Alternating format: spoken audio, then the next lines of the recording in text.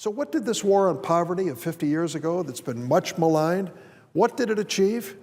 Medicare, Medicaid, the Head Start program, the Elementary, Secondary, and Education Act, which was the first time our nation committed the federal government to helping local school districts, special education legislation, the Higher Education Act, which increased grants, loans, and work-study opportunities.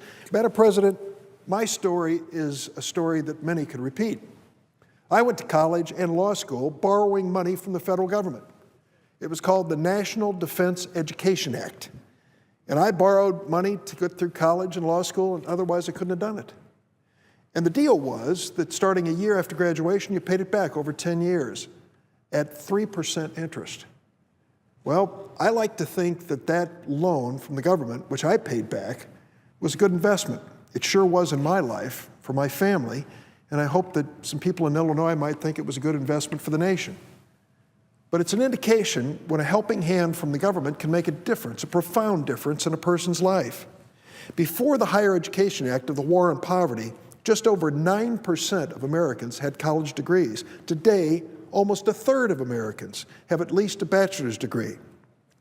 There's been no act of Congress since President Lincoln pushed through the land-grant college system during the Civil War that's done more for higher education to democratize it and to give us the scientists, doctors, and other educated citizens we need.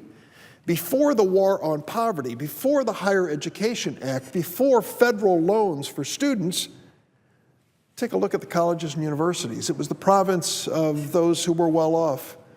It was the province of great alumni who took care of their sons and daughters. It was a very sophisticated group of people who went on to higher education. It didn't include a lot of folks like me, the son of an immigrant woman who grew up in East St. Louis, Illinois. But I got my chance, and millions like me got their chance because of the war on poverty, because of the Higher Education Act, and because of the thoughtful programs of this federal government that gave me and many others a helping hand. So what else was in the war on poverty? The Civil Rights Act of 1964, one of the most transformative laws in our history. The Voting Rights Act of 1965, some view the most important civil rights legislation in our history. The Fair Housing Act of 1968. We expanded efforts to feed families who were hungry. We created the food stamp program, now known as the SNAP program, and we created the school breakfast program. How important is the school breakfast program to America and to education? Visit a school, meet the kids, talk to the teachers about what a well-fed child is as a student compared to one who has stomach pains from lack of breakfast and lack of food. A few years ago, there was an interesting exchange, not surprisingly, on the Glenn Beck show on Fox. There was an actor on there who was really upset about the growing role of the federal government. Here's what he said. This actor on Glenn Beck's Fox News show: "We are a capitalistic society." Okay, he said, "I go into business and I don't make it, I go bankrupt. They, the government, aren't going to bail me out." And then he added, "I've been on food stamps and welfare. Did anybody help me out? No." Wait a minute. He was on food stamps and welfare? That came from the same government he was just maligning. Let me repeat that. This conservative actor said, "I've been on food stamps and welfare. Did anybody help me out? No." That's an indication how people get so far afield when they criticize the government without pausing to reflect. Folks used to say to us during the course of this health care debate, you know, keep government out of my Medicare. My Medicare is important to me. Don't mess it up. Don't let government created your Medicare. Government created Medicaid for the poor and disabled.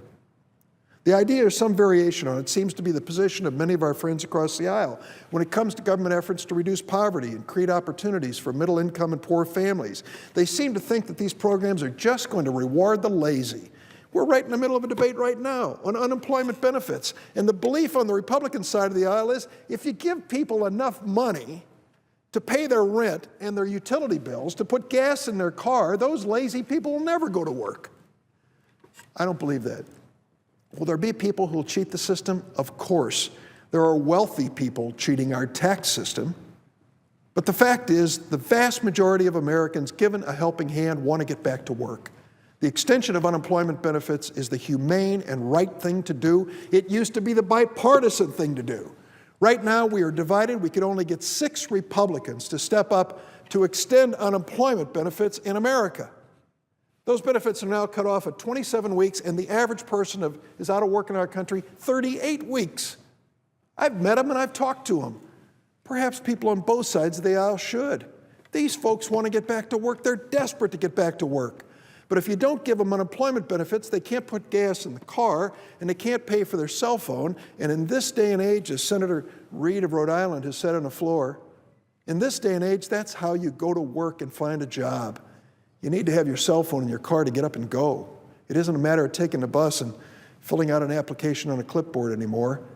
We need to give these folks a helping hand. Government needs to do it because at this point in their lives, they desperately need it. I say to my friends on the right, conservative circles, put down those Ayn Rand books for a minute and take a look at the real world. And listen to some real economists, too. The Nonpartisan Congressional Budget Office tells us that extending unemployment benefits for long-term unemployed will create 240,000 jobs in America. How's that possible? How can spending $26 billion on unemployment benefits create jobs? I thought these folks were out of work. What do they do with the money they receive in unemployment benefits? Do they put it into the stock market, into their savings account? No, they spend it. They buy clothes for their kids. They pay the utility bills. They fill up their cars with gas. They put it right back into the economy because they're living literally day to day. 240,000 jobs would be created if we extend unemployment benefits. For those who say we shouldn't, sadly, they are reducing the number of jobs available.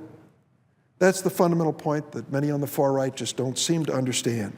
Helping to reduce poverty and create opportunity in America is going to help us all of us.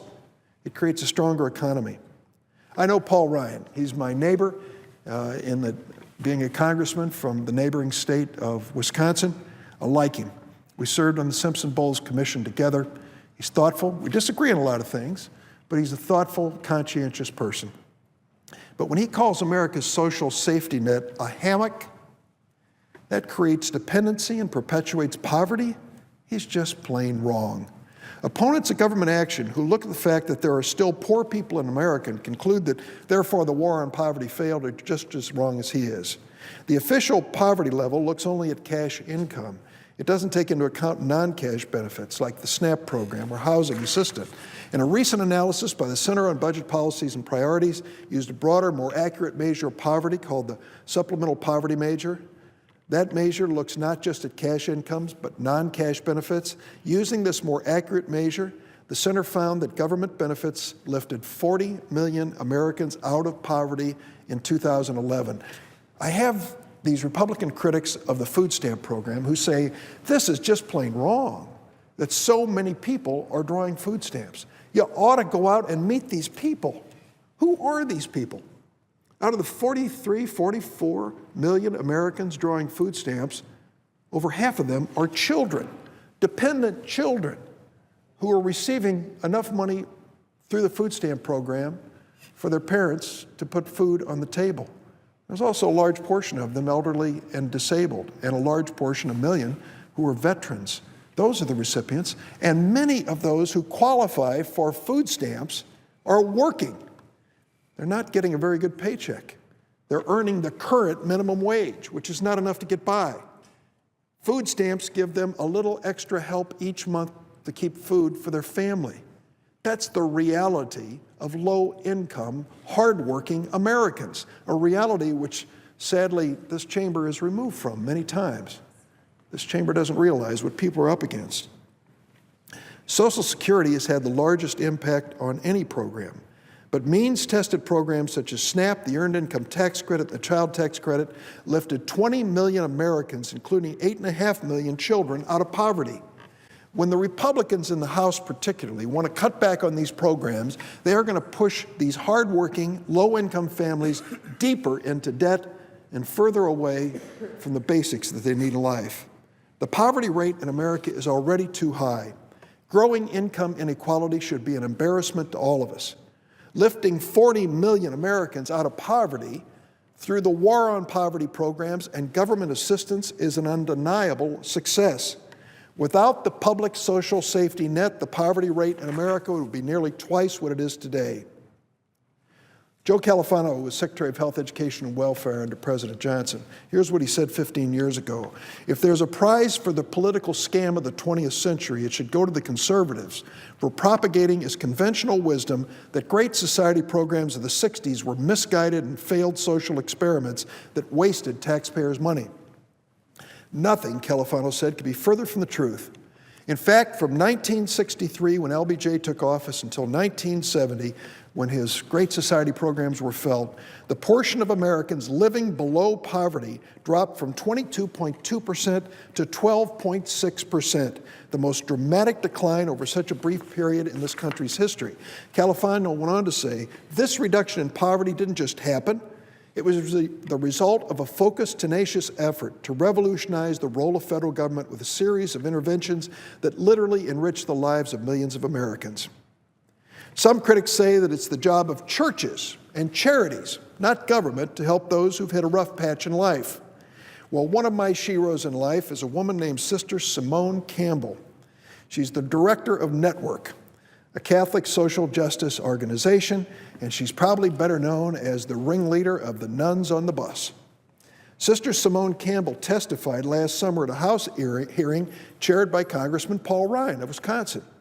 She said that Bread for the World has calculated how much money religious institutions and charities would have to raise just to make up for food stamp cuts proposed by last year's House Republican budget. Listen to this, Madam President. Sister Campbell said, quote, every church, synagogue, mosque, and a house of worship in the United States, every one of them, would need to raise $50,000 each year for 10 years to make up for the cuts that the Republicans wanted to make in the food stamp program in the House of Representatives. That's just one cut that they proposed. So to say that the charity of America, which is legendary and well-deserved in terms of its praise, to say that they can take care of this problem ignores the reality. Denigrating and decimating anti-poverty programs won't reduce poverty or create jobs or strengthen America's struggling and shrinking middle class. As President Johnson said 50 years ago, our time is necessarily short and our agenda is already long. So we ask friends on the other side of the aisle to work with us to help America. Please start off by extending unemployment benefits for 1.3 million Americans. For goodness sakes, at this time of year when most of this country is facing bone-chilling cold in Wisconsin and Illinois, we just went through it this week. I've never seen conditions like this that I can ever remember. And to think that you might be part of an unemployed worker's family, wondering if you'll be able to pay that utility bill, keep the kids warm, put some food on the table while you look for a job, and we pick this moment in time to cut unemployment benefits? For goodness sakes, we are a caring and compassionate nation. If we can't stand behind those who are struggling at this point in life, who are we? What are we?